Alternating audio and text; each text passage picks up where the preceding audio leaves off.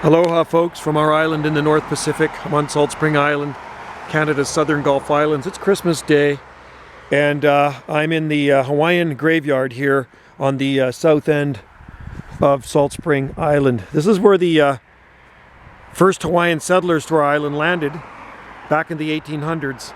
About 25 of them landed here at Fulford Harbour, and we'll take a little walk about here and show you the graveyard. This is William Nakano's grave. They believe him to be a descendant of King Kamehameha. He died in 1909. And another lady here, another Hawaiian. They got the pictures on the grave here.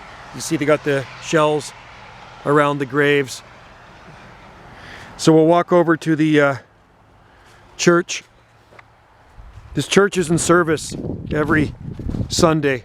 It is the oldest church on Salt Spring Island, and it is built by the Hawaiians back then. We have a lot of Hawaiian descendants on our island today. We have roads named after the Hawaiian. Matter of fact, even the skate park here on Salt Spring Island is Kanaka Skate Park. And you Hawaiians know what Kanaka means. That's the Pacific Ocean, folks, right there. That's Fulford Harbour. If you ever visit the southern Gulf Islands off the southwest coast of Canada, come and visit Salt Spring Island. It's a beautiful church. It was encased in stone in 1973.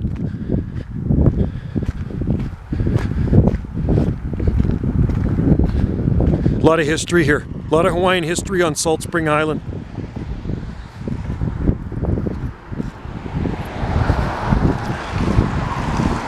You can see the graves here.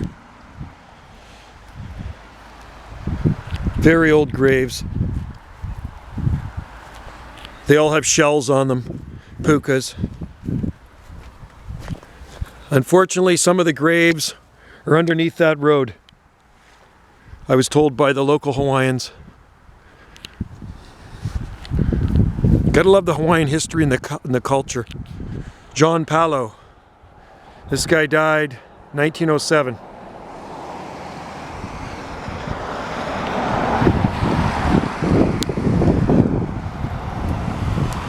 Really good book to read is the Kanakas. It's written by a local fellow here on Salt Spring Island, and it tells you all about the Hawaiian history here on our southwest coast of British Columbia and in the North Pacific. Tahoney, Eddie Tahoney, there's a road named after him here on the south end.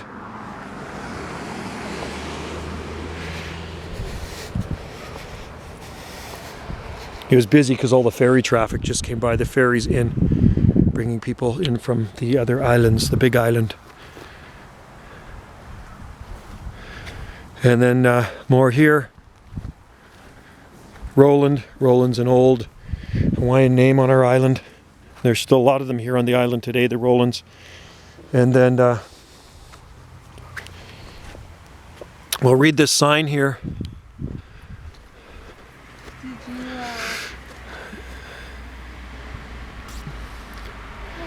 This plaque recognizes with gratitude the contributions to our island community made by the Hawaiians and their First Nations families. Their volunteer labor contributed to this construction of St. Paul's Church, and their intercultural coming together promoted values still cherished on Salt Spring Island.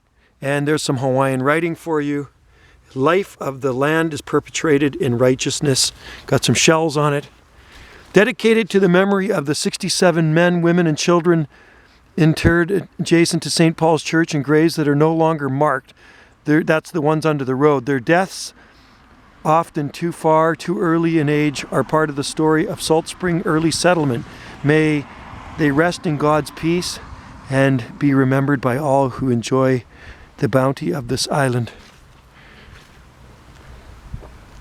It's just an absolutely beautiful Christmas day. So mele kaliki maka to all of you out there. And if you want to learn more about Hawaiian history, you can see some of the videos on our channel here.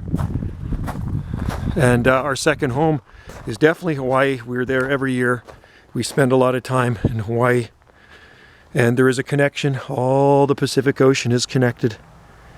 That's why they call this Canada's Hawaiian island.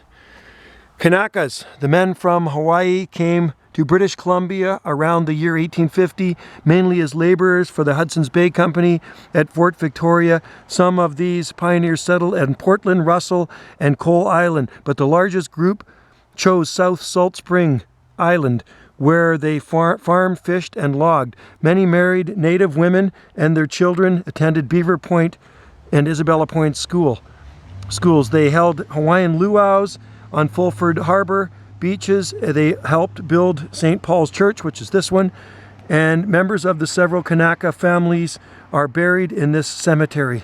Some descendants still alive on Salt Spring Island. This is Salt Spring's oldest church, founded in 1878 by Father Don Kelly, the first Roman Catholic missionary of the Gulf Islands, erected between 1880 and 1885 by members of the community. The windows and door bell were acquired from the Father Rondell Dalt's Butter Church in Cowichan Bay. That's on the Big Island. The materials were brought in Indian canoes from Cowichan Bay to Burgoyne Bay, then by ox-drawn stone boat to this site. The church was formally dedicated on May 10th, 1885. And it says colored stonework was added in 1973. So there you go, folks. There's a little bit of Hawaiian history on Salt Spring Island for you. Cheers and aloha and mele kalikimaka from Canada's Hawaiian Island.